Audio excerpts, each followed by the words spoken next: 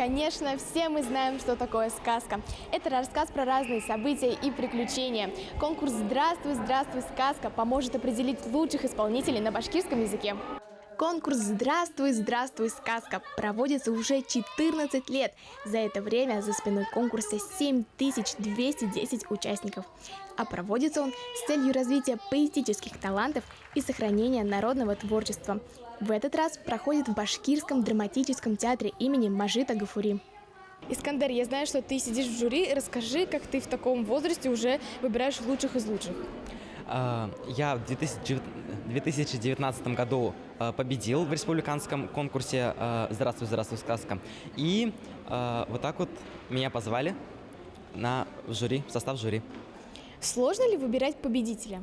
По мнению всех членов жюри, наверное, очень сложно, потому что все сказки очень интересные, и дети, которые их играют, они передают по всем критериям, и их оценивать очень тяжело. Искандер, какую сказку нужно выиграть, чтобы точно победить? По моему мнению, нужно выбирать сказку ту, в которых очень много героев, чтобы каждого можно было по-разному сыграть и показать себя с наилучшей стороны. В числе участников есть как дошкольники, так и ученики с 1 по 7 класс. Юные сказочники попали сюда по итогам городского отборочного тура. Сам конкурс проводится по 4 номинациям: сольный номер, исполнение фольклорным коллективом, семейное исполнение и авторские сказки. Рамазан, расскажи про свою сказку. Она рассказывается про непослушного мальчика, зайчика. Он не послушался маму и пошел гулять. И вот его пошел волк его кушать. Мама схитрила, и они убежали. Как вы выбирали сказку? Помогала Венера Мубаевна, Рамиля Крамовна и Гульнас Фердусовна. Они помогали сказку выбирать, и чтобы было с инструментом, красиво было, звучало. И чтобы было им спасибо огромное учительницам.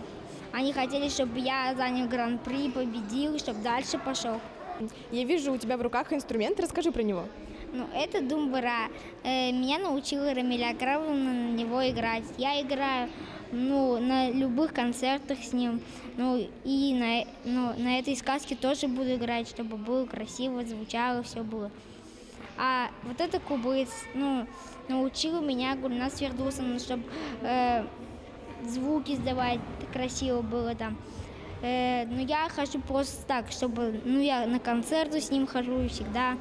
Участники представили башкирские, русские, татарские, армянские, корейские и норвежские сказки. Но конкурс «Здравствуй, здравствуй, сказка» – это не только развлечение, но и возможность развивать фантазию и творческие способности.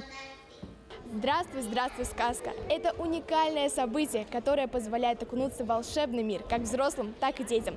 Ульяна Листанова, Айдар Баширов специально для «Горы новостей».